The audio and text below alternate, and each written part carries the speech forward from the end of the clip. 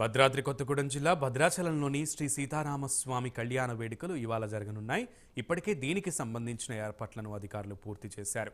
ఎన్నికల కోడ్ అమలులో ఉన్న నేపథ్యంలో స్వామివారి కళ్యాణ వేడుకలను ప్రత్యక్ష ప్రసారం చేయవద్దని గతంలో ఈసీ ఆదేశించగా ప్రభుత్వం కోరిక మేరకు తన నిర్ణయాన్ని వెనక్కి తీసుకుందని ఎండోమెంటెడ్ కమిషనర్ హనుమంతరావు తెలిపారు.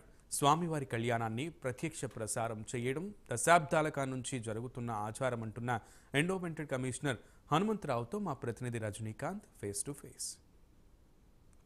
పేరుగాంచిన భద్రాచల సీతారామచంద్ర స్వామి దేవస్థానంలో ప్రతి సంవత్సరం కళ్యాణ మహోత్సవం కన్నుల విందు జరుగుతుంది. ఈ కళ్యాణ మహోత్సవాన్ని వివిధ ప్రసార మాధ్యమాల ద్వారా రాష్ట్ర ప్రభుత్వం ప్రత్యక్ష ప్రసారం చేసి భక్తులందరూ రాని వాళ్ళు భద్రాచలం రాలేని వాళ్ళంతా ప్రసార మాధ్యమాల ద్వారా వీక్షించే విధంగా రాష్ట్ర ప్రభుత్వం వెసులుబాటు కల్పించింది. ప్రస్తుతం పార్లమెంట్ ఎన్నికల నేపథ్యంలో మాత్రం ఈసీ కొరడా జులిపించిందని చెప్పవచ్చు. ఈసీ ఈ ఎన్నికల నియమ నిబంధనలలో భాగంగా దీన్ని ప్రసార మాధ్యమాల ద్వారా సీతారాముల కళ్యాణాన్ని లైవ్ ఇవ్వలేమంటూ మాత్రం చెప్పడంతో మాత్రం రాష్ట్ర వ్యాప్తంగా ఉత్కంఠ నెలకొంది. రెండు తెలుగు రాష్ట్రాలు, ఇది ఆంధ్రప్రదేశ్ కావచ్చు, తెలుగు రాష్ట్రాల్లో తెలంగాణలో ఆంధ్రప్రదేశ్లో కూడా ఉత్కంఠ నెలకొంది. దీనికి రాష్ట్ర ప్రభుత్వం తెరదించినట్టు కూడా తెలుస్తుంది. ప్రస్తుతం మనకి ఇదే అంశం మనతో మాట్లాడేందుకు ఎండోమెంటెడ్ కమిషనర్ అలాగే ఐఎన్పిఆర్ ఇన్ఛార్జ్ కమిషనర్ హనుమంతరావు గారు మనకు అందుబాటులో ఉన్నారు. వారిని అడిగి తెలుసుకున్నాం. సార్ చెప్పండి, ప్రతి సంవత్సరం సీతారాముల కళ్యాణం భద్రాచలం వేదికగా జరిగే కళ్యాణం ప్రత్యక్ష ప్రసారం మాత్రం ఇస్తారు, కానీ మాత్రం ఈసారి ఎన్నికల కోడ్లో భాగంగా ఇవ్వలేమంటూ మాత్రం రాష్ట్ర ప్రభుత్వం చెప్పడం, రాష్ట్ర ప్రభుత్వంతో పాటు ఎన్నికల కమిషన్ చెప్పడం ఎలా చూడవచ్చు అంటారు ఈ పరిణామాలు?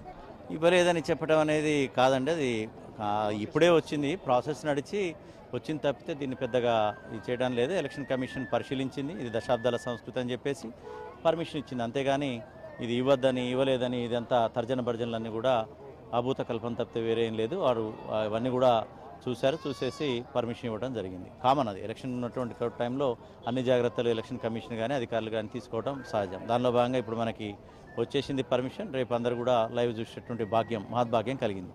వాస్తవంగా ఇప్పుడు కొద్దిసేపటి జరిగిన ఎదుర్కోళ్ళ ఉత్సవం కూడా రాష్ట్ర వ్యాప్తంగా తెలంగాణ కావచ్చు, ఆంధ్రప్రదేశ్ ఇతర దేశాల్లో ఉన్న తెలుగు వాళ్ళు కూడా ప్రత్యక్షంగా వీక్షించలేని పరిస్థితికి వచ్చింది. ఇదంతా పొద్దున్నుంచి ఉదయం నుంచి కూడా ఉత్కంఠ నెలకొన్న పరిస్థితి. ఈ ఎదుర్కోళ్ళ ఉత్సవాన్ని కూడా ప్రత్యక్ష ప్రసారం రికార్డు చేసినప్పటికీ మాత్రం భక్తులకి ఇవ్వలేని పరిస్థితి ఉంది. ఏ విధంగా చూడొచ్చు ఈ పరిణామాలు? ఎదుర్కోళ్ళ ఉత్సవానికంటే ఎక్కువగా మేము కళ్యాణం మరియు పట్టాభిషేకానికే ఎక్కువ ప్రాధాన్యత ఉంటుంది. ఆ రెండు కూడా ప్రిపేర్ అయి ఉన్నాం. ఇప్పుడు కూడా దీని పూర్తి స్థాయిలో రికార్డింగ్ ఉంది. దీని ఇప్పుడు మొత్తం కూడా ఫీడర్ ఛానల్ ద్వారా అన్ని ఛానల్స్కి ఆల్రెడీ మా బృందం ఇచ్చి ఉన్నారు, దానికి ఇబ్బంది లేదు.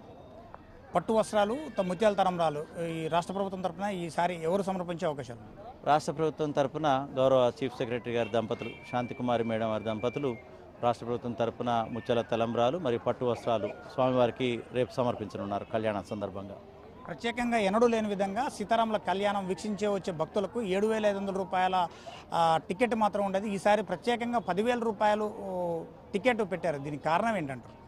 ఆలయ అధికారులు ఉన్నటువంటి పరిస్థితుల దృష్ట్యా ఎలక్షన్ కోడ్ కూడా ఉంది కాబట్టి ఆ కోడ్ వీటన్నిటి దృష్టిలో పెట్టి ఒక చర్చ తీసుకోవడం జరిగింది. కానీ దాన్ని ఒక అంశంగా మనం చూడాల్సినటువంటి అవసరం లేదు.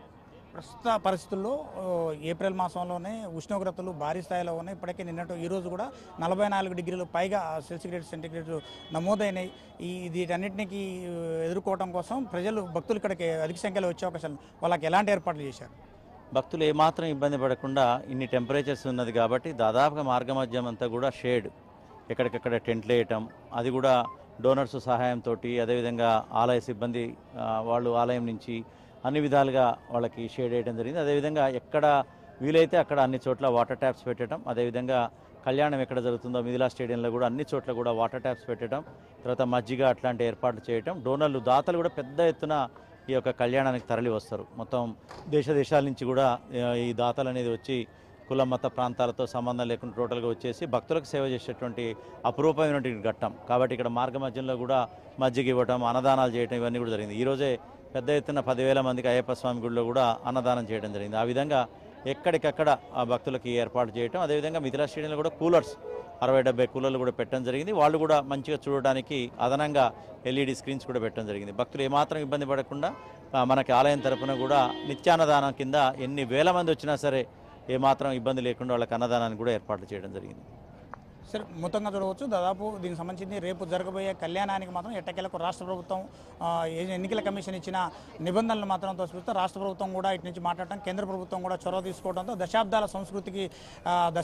దశాబ్దాల సంస్కృతి నెలకొన్న సీతారాముల కళ్యాణాన్ని మాత్రం ప్రత్యక్షంగా వీక్షించేందుకు మాత్రం భద్రాచలం వచ్చి కళ్యాణం వీక్షించలేని భక్తులకు మాత్రం నేరుగా ప్రసార మాధ్యమాల ద్వారా వీక్షించేందుకు మాత్రం మరోసారి అనుమతి కూడా ఇచ్చినట్టు కూడా ఎండోమెంట్ కమిషనర్ హనుమంతరావు చెప్తున్న పరిస్థితి కనబడుతుంది. తిరుకోళ్ళ ఉత్సవం విషయంలో కొంచెం తర్జన భర్జన ఉన్నప్పటికీ మాత్రం దాని రికార్డెడ్ ప్రోగ్రామ్ తీసాము. ఈ రికార్డెడ్ ప్రోగ్రామ్ కూడా అన్ని ఛానల్స్ కూడా ఇస్తామంటూ వారు చెప్పారు. భక్తులు కూడా ఎలాంటి అసౌకర్యాలు కలగకుండా ఎంతమంది వచ్చినా కానీ ఇక్కడికి అన్ని రకాల ఏర్పాట్లు కూడా చేసినట్టు కూడా ఎండోమెంట్ కమిషనర్ హనుమంతరావు చెప్తున్నారు. ఇది భద్రాచలం తాజా పరిస్థితి.